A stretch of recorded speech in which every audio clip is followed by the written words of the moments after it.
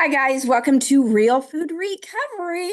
We've got a really fun one today, but before we get into it, I must say hello to Jamie. How is it going, friend? Going okay, going okay. Glad to be here. Thank you. I know I'm always happy to be here together, and we've always got interesting things to talk about. And in fact, today we're going to dive into a topic that may seem a little unrelated to food addiction, but actually, I think it's really vital. And we're going to talk about time management and kind of get into organization. They kind of go together, but Mhm. basically, it's going to focus around how we can structure our time in order to help us recover from the effects of ultra processed food. So let's go ahead and get right into it. But I'm going to be very mannerly. I'm going to be polite and I'm going to ask Jamie to go ahead. She can go first. And I'd like to know her thoughts on if she thinks that is an important issue and if there's a correlation of success between time management and recovering from the effects of processed food and what that journey looks like. So before I share my strong thoughts, I'm interested to hear what you have to say about it. Oh, absolutely. I think there's a huge correlation. I think that what we see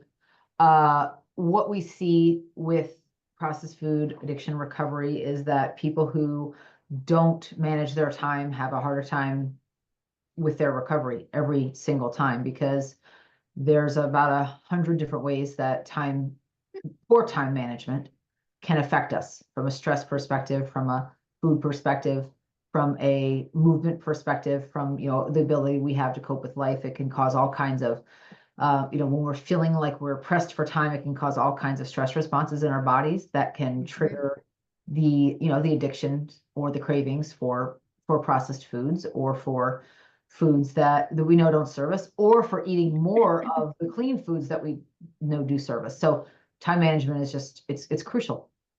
Yeah. Weren't you the one that I've heard say how you do one thing is how you do everything? I don't know Yeah. if I was the only one that said it to you, but yeah, I've said that, yes. Yeah. And that was a big light bulb for me too, that, yeah, what that looks like is a good reflection of what else is going on in your whole day. So Yes. I do have really strong feelings about time management, and I'm sure it's come from the school of hard knocks, but I'm going to Yeah. start out with a story. I had a friend who would decide every day about 4 o'clock what was for dinner that night, and she was, married with three little kids. And I was at her house one time when we were having a grand old time because she just was living carefree. And then it came to about 4 o'clock and she just turned, it was a Jekyll Hyde situation. She turned into this whirling dervish spinning around the island in the kitchen, wondering what was for dinner. I was just so shocked at who this new person became. Not out of judgment. I wasn't judging her. I was just aghast at the it's like a split personality. She was just in a complete panic. She was so uncomfortable. Just so uncomfortable. She was literally, I bet she took 3 trips around the island trying to look in cupboards. What do I have on hand? What am I going to make? And I felt panic within me just watching her in the middle of this crisis. And talk about time management and the amount of time spent. I mean, she got a whole lot of steps in swirling around the kitchen and things like that, but she definitely wasn't getting closer to a solution. It Mhm. literally was spinning in place of and not going anywhere. And then she's talking about, well, maybe I need to go to the grocery store. And now it's getting, closer to 4:30. Kids are going to be getting off the bus and husband's going to be home in an hour. And I'm just picturing this drive to the grocery store. You've done that one, right? Where your chest is gripped. I mean, you're panicked if you get stopped at a red light and just that pounding in your chest and then whirling through the store. All of it made me dizzy watching that. And I can't personally, I can't live like that because it freaks me out. But for her, I knew this was a daily occurrence because I'd heard her husband talking about it before and begging her, make a plan ahead. But she just could not break out of that cycle. And for me, it was just reinforcement for how I did things with planning in advance for mealtime. And tried to talk to her a little bit about that. And it really was a glazed over deer in the headlights look at me. She really didn't know what I was talking about. So I know if I want to stay calm, and I do, I have to be a freak about planning in advance and making all the necessary preparations and being ready, even with a backup plan in place if things fall apart. And I can't tell you how much time this saves me on a daily basis, as well as helps me stay on track with how I want to live my life. When my food is planned and ready to go at a moment's notice,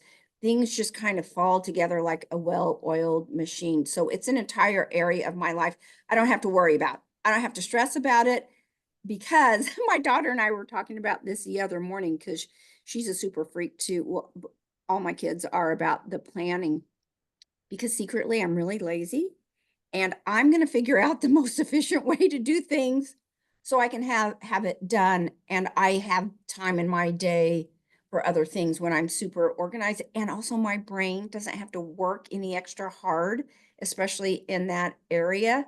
So yeah, it's really a form of just extreme laziness to be super efficient with my time. And I, and I do things way in advance. And oftentimes I have said that what I'm eating today was planned out and prepared 10 days earlier.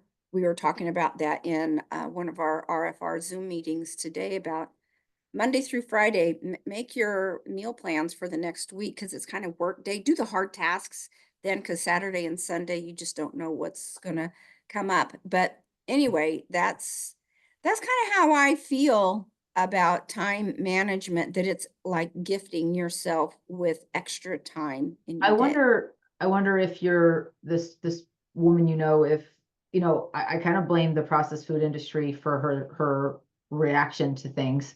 Right. I blame the media. I blame, I'm not saying she's certainly not a victim, right? She contributed to her own downfall there, but I feel like there's a lot that was sort of put on her that she feels like she has to uphold the standard of which of the thousands of ingredients that I could possibly combine into a dinner should I use, and which of the brands and which of the boxes or bags or cans I should Ooh, I choose. love that thought. I mean, I don't know. I just, as I've been forced through my own health journey to simplify my food, I really only have to think about, the kind of cut of meat that I need to eat that day.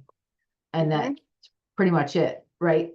So I realize not everyone is in the same place that I'm in, and that can be, I guess, a good thing or a bad thing. But in her case, I feel like um, the food industry and the marketing mass media industry, I think, created this sort of expectation that she has to have this big presentation of this, multi-part, multifaceted, multi-ingredient meal. And the truth is she just doesn't need to do that. She Keep could it have kept it simple. very simple. Um, Well, and haven't we heard like the grocery store is 80% processed food? oh, I think way more than that.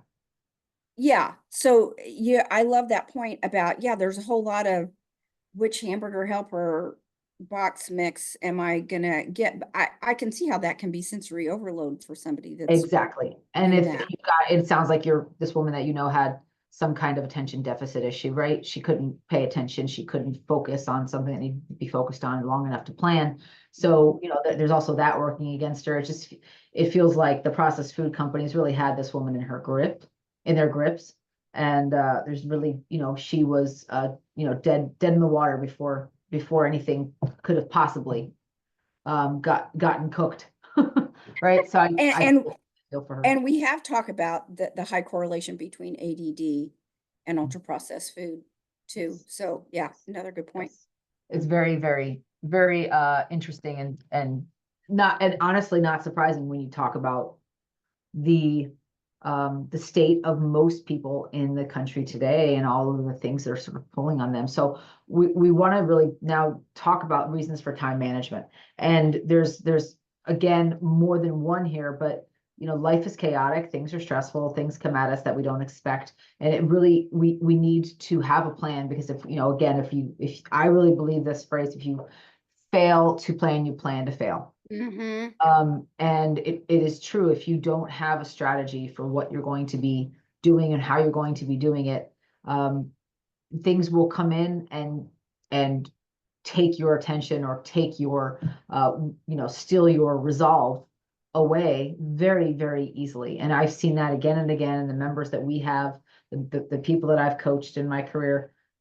If you look at people going off the rails from their recovery plan, or back into processed foods, 99% of the time, stress is involved. And also within that, there's also the lack of planning on top of the stress.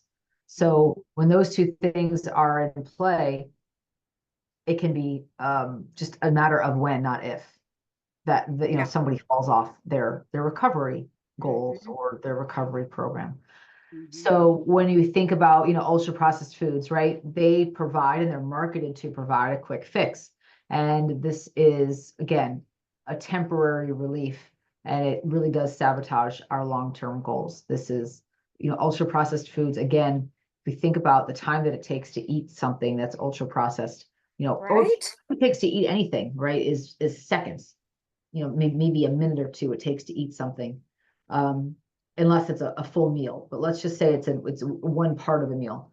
You might be eating that for a minute, and Mm-hmm. the effects that you will have on your body and your brain and your movement could be days, from a decision that might have felt right Oh in the yeah. moment, because you know it's easier, but it's not. It is certainly not the long-term solution for health. So just something to keep in mind. I think that's really important. And it's really, time management is, so many people that I know, and I think I was one of these people before I got sick, was that time management is just about, I thought, how much can I fit in my day, right? Oh, I've got 15 minutes, I can squeeze something else in there. That's And so me. it's just it's a losing battle. Nothing good comes from that kind of approach to life. For me, I got very overwhelmed, very overworked. I got very irritable, and I got very just exhausted, and it affected my health in the long term. And I had to look at, okay, what choices can I make to support my recovery today, um, instead of what else can I squeeze into my day. So, because I've got this open 30 minutes, I better find something to fill it. I realized that that was my attempt to not just sit and be with me, right? It was always my desire to fill my time. Had to ask myself what I was trying to avoid by filling my time. And when I think about preparation, and this is something that, from a time management perspective, um, many people we work with, they might not have everything prepared for the whole week ahead. But as Paige said earlier, it is a good idea to at least put the thoughts into what you're going to have for that week. It's absolutely a best practice. But when we think about the ingredients, or the components of whatever we're making, it's helpful to break it down into simple, digestible nuggets that you can do throughout maybe a weekend to get ready for the week ahead. And again, keeping it simple so that you can make it repeatable. So when I had my food prep process, and in my effort to time manage during the week, my food prep, at one time when I was vegan and I was cooking a lot of things from scratch, it was 6 or 8 hours on a Saturday I was spending, and I dreaded it. I dreaded it, even though I knew it was, I thought, good for me, and it was, what I needed to do. I mean, I was doing recipes every week, making big batches of things on the weekends to have during the week. And it was very time consuming. And it got to the point where um, the amount of time that I was spending didn't correlate to the health that I was seeing. Mm. I had to ask myself, how can I simplify this further? Mhm. So just know that you don't have to spend a lot of time in the kitchen or time planning ahead. Just maybe take 30 minutes of your week prior and sit down and think about what you need to buy, where you need to buy it. Sometimes it's local, sometimes it's farmers market, sometimes it's a grocery store, and then procure your ingredients for the next week, and then pick a time that weekend prior to the new week, and just say, okay, what do I need to cook today? Or what do I need to prep to cook so I have it ready to go during the week and I just pull it out of the fridge and cook it. There Mhm. are lots of ways to slice this, no pun intended, to make it easier so that time management during the week isn't an issue, and you're not wasting your whole weekend in the kitchen. Mhm. No, I agree with that. I have learned to make things simpler too as I've gotten further in this process, and that helps not to dread it. But my other big tip for when I am doing food prep, I'm catching up on my latest Netflix guilty pleasure. So that's one way to help make food prep go faster. Mhm. And I had to learn the hard way when it comes to time management as well, and not just with food, but with every area of my life. There are times I simply would rather just veg out and watch a movie or sleep in versus, getting up and doing laundry and exercising. But my self-talk usually kicks in and I can't enjoy myself. So I usually get up and get my tasks done. And I remember, I mean, this started in middle school, not studying for the history final. And I enjoyed being carefree that night. That felt super cool, but it sure didn't feel good when the test was passed out the next morning. And so my big lesson was it actually takes less time to do it right the first time than to have to go back and clean up your mess later. It Mhm. always takes longer to have to go back, or sometimes I like to say that shortcuts take the longest. Mhm. But huge impact on my sensibilities. And I also found that it brings me so much peace to be on top of things. And usually, once you get started on a task, it's never as hard as you thought, and it Mhm. never takes as much time as you feared. Have you figured that one out Yes, too? It's absolutely. just never as Yeah. hard as you drum up No, in your head. every And time. what in fact, we were talking about this in an RFR Zoom meeting right before this hour about somebody who was talking about being on top of things and how good it felt and so empowering. And we talked about how empowerment begets empowerment, and it just makes you want to continue to stay on top of things because That's it right. just feels just motivating and morale. Everything just is Yes, so much more. Life is better. Life is just better. that's right. Yeah. So when we think about, what it means to not manage our time, versus managing our time, we think about someone who's disorganized, right? When someone is disorganized, they're probably disorganized in more than just their food. They're probably disorganized in the way that they approach all areas of life, as Paige said earlier.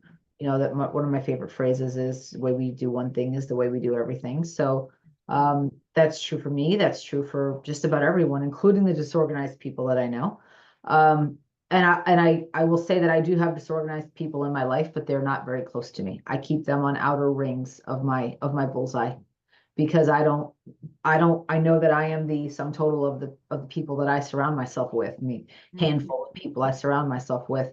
So I don't let those disorganized people close to me, because I don't want to be influenced by their disorganization. And I also look at, the habits that people have. Are they really taking opportunities to create habits that promote the direction that they want to go in, right? If they want to go towards recovery or back into their addictive behaviors or addictive foods. Um, if we think about, how we manage our time, we manage it by actually prioritizing what's important to us. So I'll give you an example. When, this part of my healing journey from mold illness is using a lot of red light and a lot of vibration therapy and some other modalities that are like non-traditional modalities. And it requires me to take some time to plan my evenings so I can fit in my red light therapy. And so I can fit in some other vibration modalities that I need to do for my lymphatic drainage and other things. And instead of my TV time, that I watch TV with my husband or just have, time with him, I am, by myself in my workout room with a red light on, trying to figure out, what the healing distance is and all of the other things you need to consider when you're using red light. And I just have that time for myself, but I have to plan for it and I have to manage my time. Otherwise it won't happen. I wish that I could just veg out in front of the TV without a care in the world, but I that's know. not in the cards for me right now. So I have to strategically plan ahead and I have to execute that plan. And when I do, I'll have time for all the other things in my life that I need to do. Mhm. Um, and again, sometimes life gives us things that we don't know what to do with, or we don't know how to manage into our day. But if we just take a moment, stop and prioritize, the pieces will fall into place and we can move forward and executing the things that need to be executed on. You just have to take a moment and stop and look in the mirror and see what's important to you. No, I like that point about sometimes just stopping Mhm. actually will help with time management. Just stop a minute, gather yourself, create a priority list of what has to be done and what can wait. I agree. Right. And I've talked about this a lot before when it comes to time management is just having systems in place.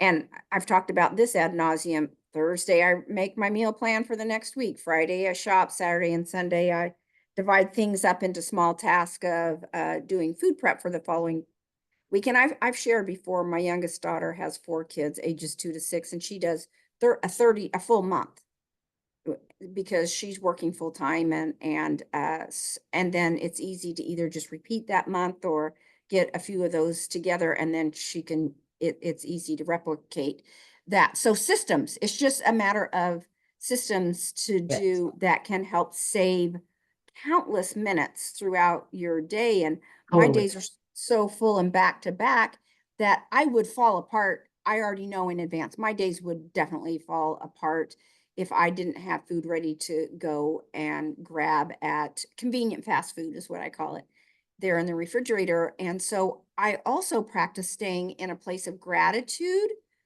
with myself. So that's one thing that all week I stay in a place of gratitude for myself for doing what I did the previous weekend. And the second thing is that builds self trust within myself that I know I can rely on myself as a caretaker.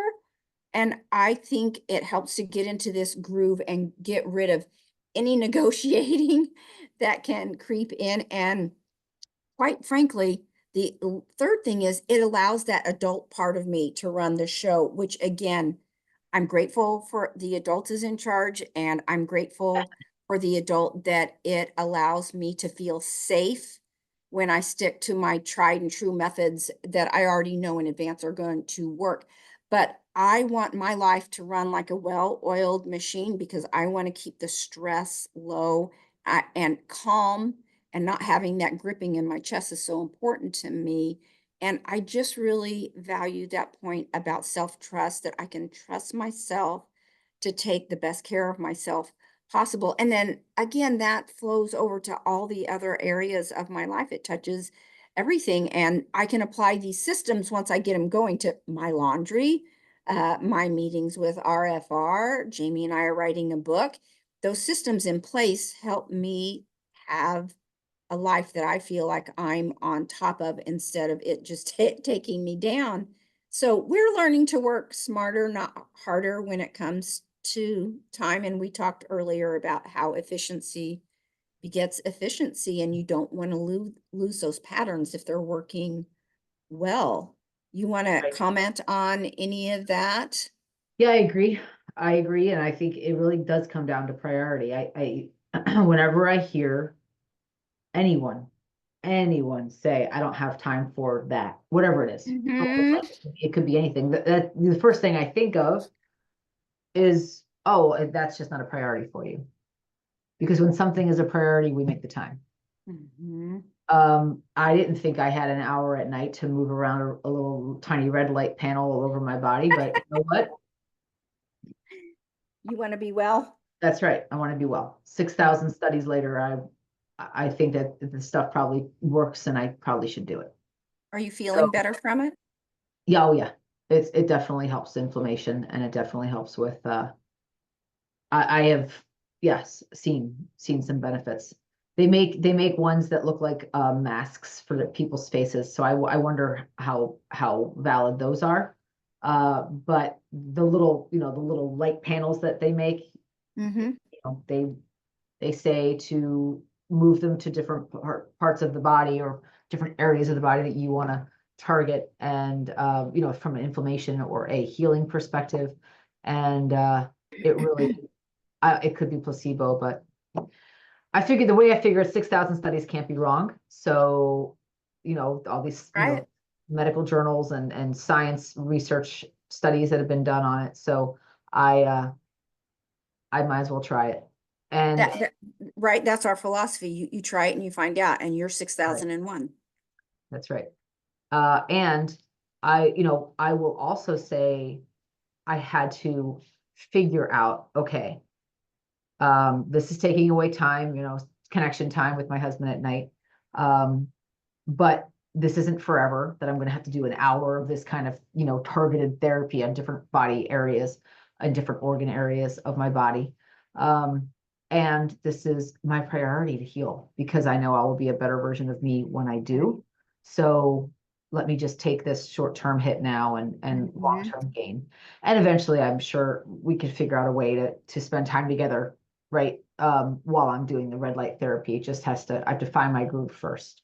Put But some goggles on him. yeah, you do have to wear protective eyewear. So I wear a lot of protective eyewear pretty much from the time the sun goes down, right? I'm in blue light blockers or my red light sunglasses. So it's kind of funny. My husband makes fun of me. But uh Well, when that's I an example of time management too, because I love what you said about this is for now, but it's in the big picture of more time later with a healthy body. That's right. Yep, exactly. Yeah. And I think about again, whenever somebody says they don't have the time, I'm like, that is such I don't think that they're um intentionally bullshitting me, but I Mm-hmm. always feel like that's just bullshit. Like Mm-hmm. it's just because it's not a priority for you, and that is Yeah. what it. And Mm-hmm. maybe you'll see that it needs to be a priority, maybe not. But I'm not God, so you do you, right? That's Yeah. kind of how I roll with people, unless they're coming to me for coaching, and then there's very different feedback, right? But Mm-hmm. when I think about how to help someone, right? If I am their coach, getting into that groove of being organized, the first thing I do is ask them to work on their values. We work on their personal values, and then we work on goals that align to those personal values. So we look at the gaps in life that aren't helping them, sort of align to their values now, and we look at their lifestyle and their choices of food and movement and health that are taking them closer to their values or further away, or closer Mm-hmm. to their goals or further away. And then we literally just, okay, say, you know is this a high priority, and why? And what's that why? What does that why really do? Is it something, is it a deep, meaningful why, or is it just, oh, because I want to lose 5 pounds, or oh, I want to fit in my old clothes? Those aren't deep enough whys. That is an area that can help people once they really discover their why. It can help people get to a place where they will make the choice again and again, even when they don't feel like it, or even when they feel like, um, I don't have my stuff organized enough to make a dent today, but they'll find a way to do it. Mm-hmm. So if we've heard Chef AJ talked about a why that makes you cry. That's a great phrase. I think that's very true. That's absolutely my why when I think about why I'm doing what I'm doing for my health is, it is deep and meaningful and very, very personal to me. Um, and it's something that absolutely is very emotional, the connection to me. Uh, when I think about, okay, I'm gonna have to take some drastic paths back to get back to health. And I'm going to have to prioritize things that I wouldn't prioritize before, but I feel like I'm better for it when Mhm. I do because I'm aligning to what really matters to me. It's the same way I would coach someone. Mhm. I cannot, I can't tell you how much I appreciate you bringing up that point about people that don't, that say, I don't have time to XYZ. I love that coaching direction that you give to people about, let's take a look at our value system Yeah. here. That's Don't kid beautiful. yourself. Don't kid yourself. Beautiful. Have time. It really, if you keep peeling things back, it all comes down to your value system, doesn't it? Well, totally. And also the one thing that really helps in this day and age, which I can't believe I'm saying that social media helps anything, but one thing that it does help is yes, and I'm aware that Paige and I use social media to promote real food recovery. But I'm talking about the doom scrolling that people do. The Yeah, doom scrolling. If people actually added up the time that they're scrolling through a right. social media platform, I am pretty sure it'd be 30 minutes to an hour for every single person, and that's probably conservative. Yeah. Oh, yeah. And I fall into that trap too. I'm guilty of it too. And I I have do to too. stop and go, what are you doing? I do Go to too. bed. So that's my point. There are a lot of areas that we can look at that we can be honest with ourselves maybe and say, okay, I probably have 30 minutes. I can do some planning tonight. Maybe that's what we actually need to do a podcast on is help. What would the addiction group be called? Help on doom scrolling on social Doom media. How scrolling to reduce. anonymous. Yeah, yeah, how to reduce Doom that time. scrollers, doom scrollers Doom, anonymous. and I'll be the first one to sign up.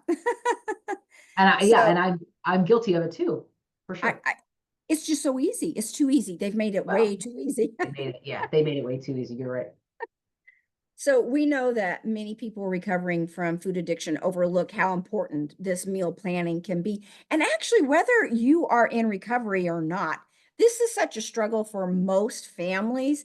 I don't know any female out there who's ever said, I just love being in charge of what's for dinner tonight for the whole family. It's so painful. All the laser beams in the house are staring at you, when dinner time comes. But since we know that when you dedicate time to organize your meals for the week, you reduce the impulse to grab the processed food. That's the ultimate line right there, right? The ultimate point is we're trying to just help people reduce those impulses. And I'm going to take it a step farther and say that when my food is planned and organized, it literally opens up time in my day to do other things.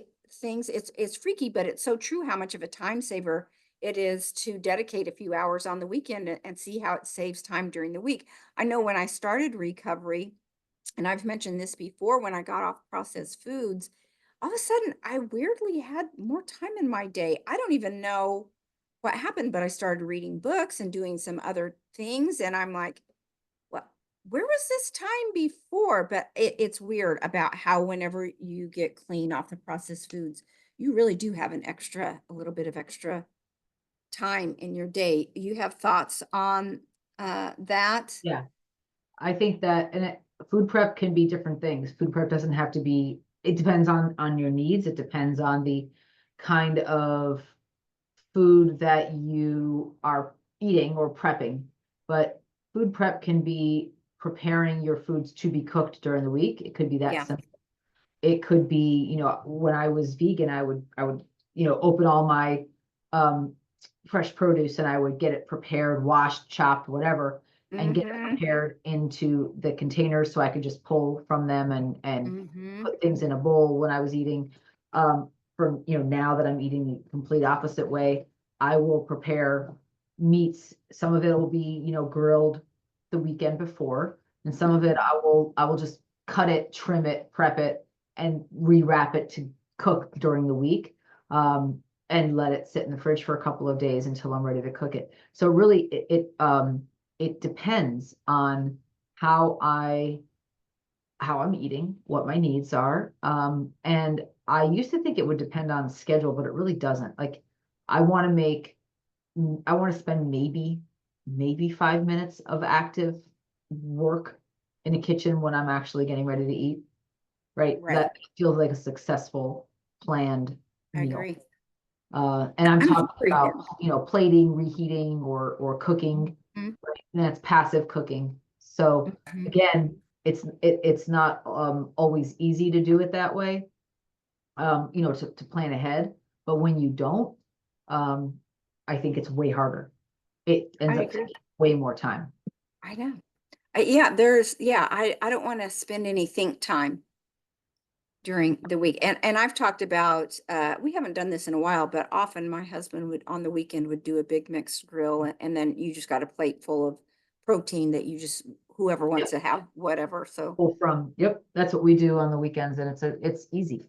And also think about all those people that, I have a friend of mine, she was saying it's a lot of work to think about what to eat and how to eat it and what to mhm. make and the grocery shopping and all of it. And I get it. I don't disagree. But the alternative, I think, is worse. Right. That's it. That's yeah, you summed it up perfectly. And something else that helps with time management too is organizing your environment for success. We were talking about that again, just on our RFR meeting right before now, someone who was doing some remodeling in their home and how things just are so much more efficient whenever you have your environment set up for, again, a system. So, along with managing your time, organizing that physical environment can aid in recovery. So, let's Mhm. talk about the kitchen. If your kitchen is cluttered or filled with ultra processed foods, it's easy to fall back into those old habits, which ends up consuming precious time if we fall back into old patterns. We were talking about this too last hour about the time it takes to have a binge, plan a binge, have a binge, recover from a binge, Oh, and then start days, that over. weeks. You are literally caught up time wise. You're just in this spiral that it's hard to break out of. And it takes all your time to keep that up. It's so painful to think Totally. about that. And I know Jamie is a pro at her kitchen setup. She's shared pictures before of her beautiful kitchen and refrigerator, and it's like artwork in there. So you want to share any of your secrets around that? You've touched on it a little Yeah, I bit. mean, really making things accessible in your pantry for, or your Yeah. cabinets. Organizing your cabinets so they work for you, right? My husband and I regularly, and he's an engineer, so we geek out together on reorganizing things. But we'll think about, okay, how is this working for us now? And okay, is it working or is it not? And when you completely change, when you go from 180-degree vegan excuse me, go from vegan 180 degrees to a carnivore, like I did in the last 6 months of my life, your kitchen, your kitchen layout changes. Yeah.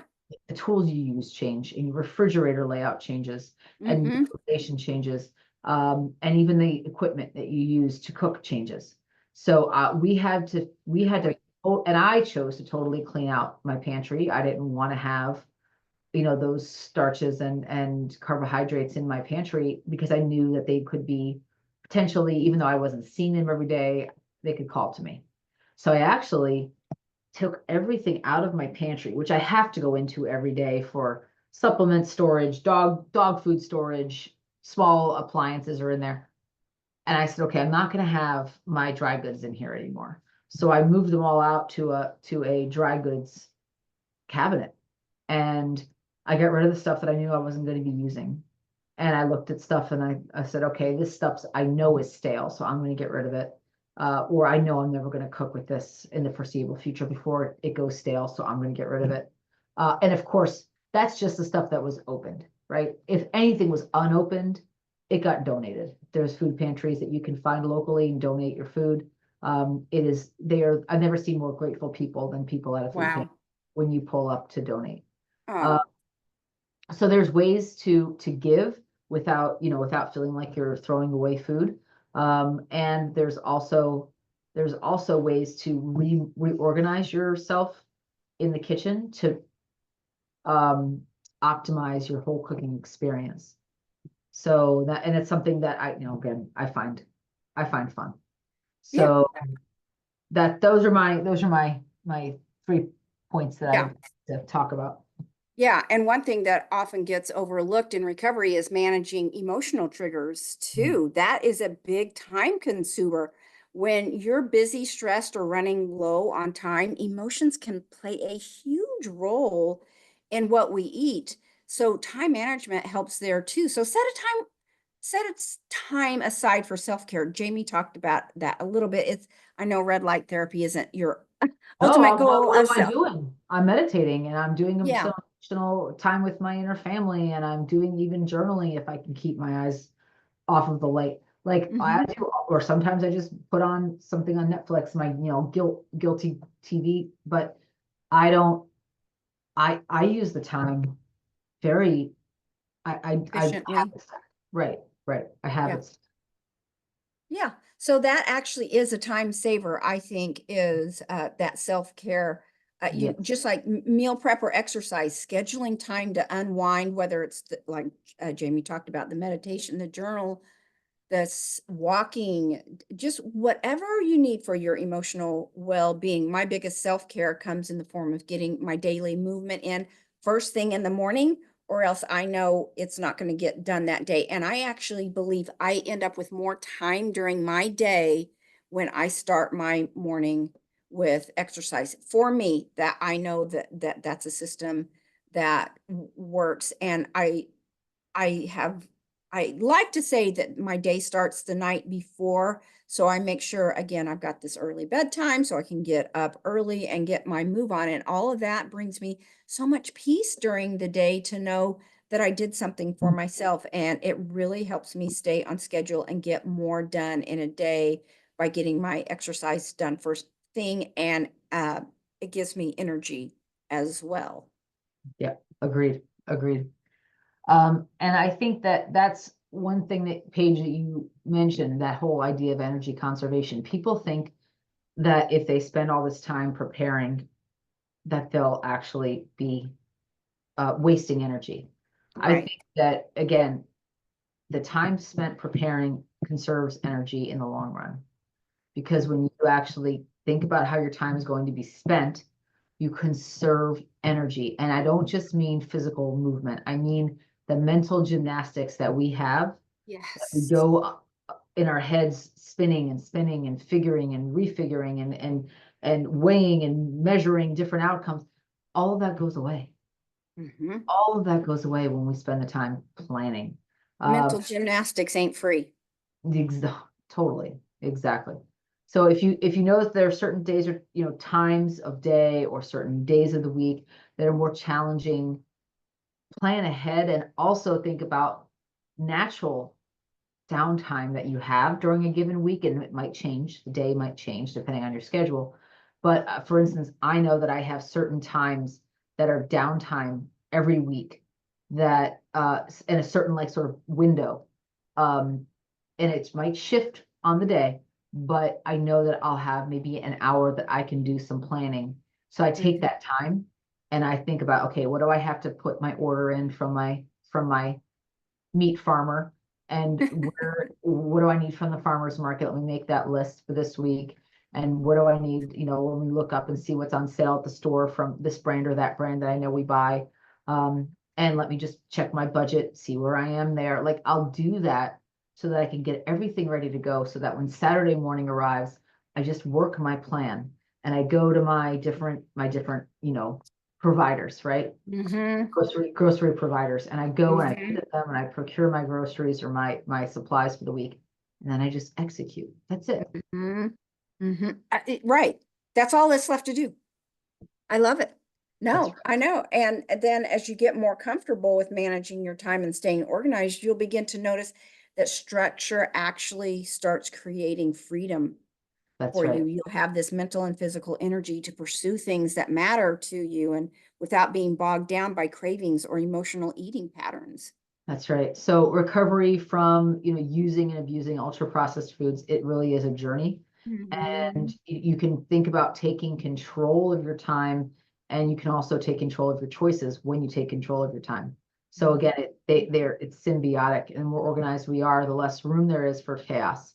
And that when that chaos we know, or that disorganization drives us to the unhealthy foods and unhealthy behaviors with foods, it's a vicious cycle, and on the flip side, it's a really healthy cycle when we get on the other side of it. Totally. You don't want to lose it. It's so precious. And you you realize what it's like to live like that. You never want to live any other way again. Right. We know that time management is a powerful tool in your recovery arsenal.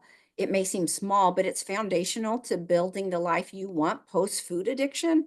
So remember, you're not just recovering from food when we're in this journey, you're rebuilding this life that you want in a way that serves you much better. So staying organized and committed, and give yourself the time you need to thrive. So I've really enjoyed this conversation, and I think we have time for a quick few listener questions. Jamie, you want to take the first one?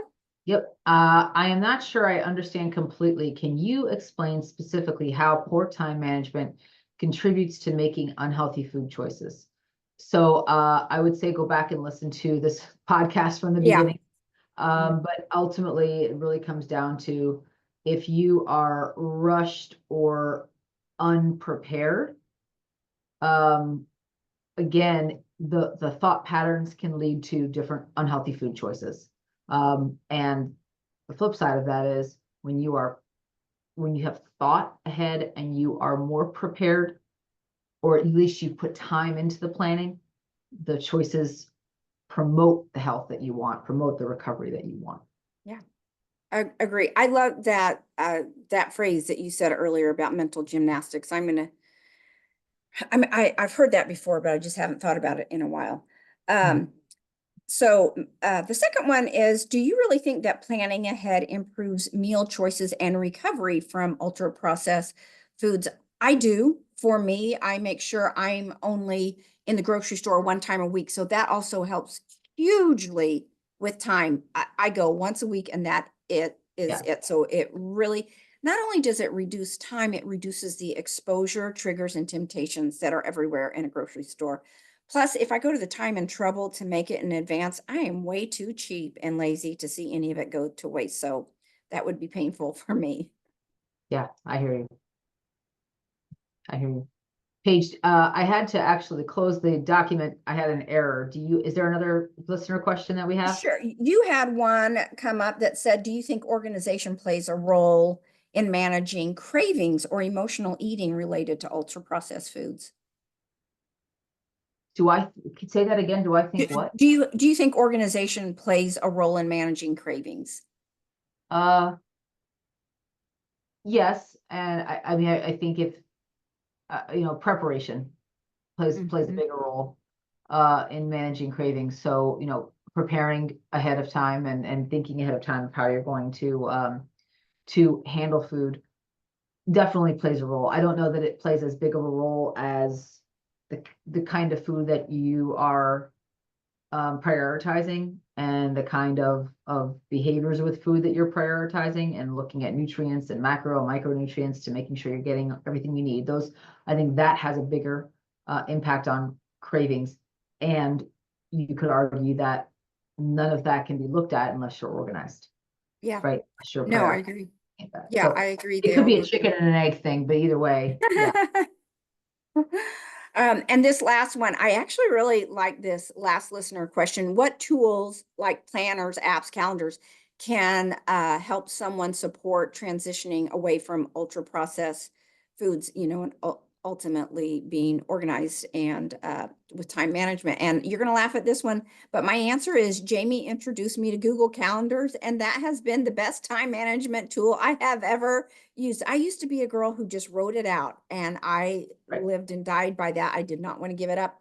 But that Google Calendars, it keeps me on track with literally everything I do. And I'm always on top of things, and it reduces my think work. It's like a personal assistant. Literally, it's like a personal assistant. And when I'm organized, I'm calm. And that is my ultimate goal in recovery. Yeah, I agree. I agree. Just thinking ahead. Anything else? Think ahead, spend the time to think ahead. It always pays dividends. Yeah, agree. Great phrase to end on. And if you want to find out more about us, you can find us at realfoodrecovery4u.com. That's the number 4 and the letter U. And we hope to see you there. Thanks, guys. See you next time. Bye bye. Take care.